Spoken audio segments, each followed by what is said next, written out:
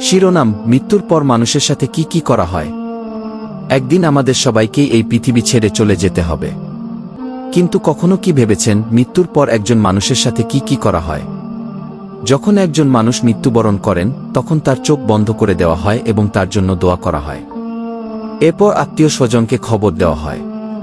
ইসলামী নিয়ম অনুযায়ী মৃত ব্যক্তিকে গোসল করানো হয়, পরিষ্কার কাপড়ের কাফনে জড়ানো হয় এবং জানাজার নামাজ আদায় করা হয়। এরপর তাকে কবরস্থানে নিয়ে যাওয়া হয়। কবরের ভেতরে কিবলামুখী করে শুইয়ে দেওয়া হয় এবং মাটি দিয়ে কবর বন্ধ করা হয়। উপস্থিত সবাই মহান আল্লাহর কাছে মৃত ব্যক্তির ক্ষমা ও রহমতের জন্য দোয়া করেন। ইসলামী বিশ্বাস অনুযায়ী এরপর শুরু হয় বরায়াতের জীবন। মানুষের দুনিয়ার আমলি সেখানে তার সঙ্গী হবে।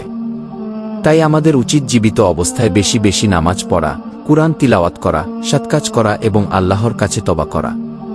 মনে রাখবেন, মৃত্যু কোনো গল্প নয়, এটি এমন এক সত্য যা আমাদের প্রত্যেকের কাছেই একদিন আসবে। আল্লাহ তাআলা আমাদের সবাই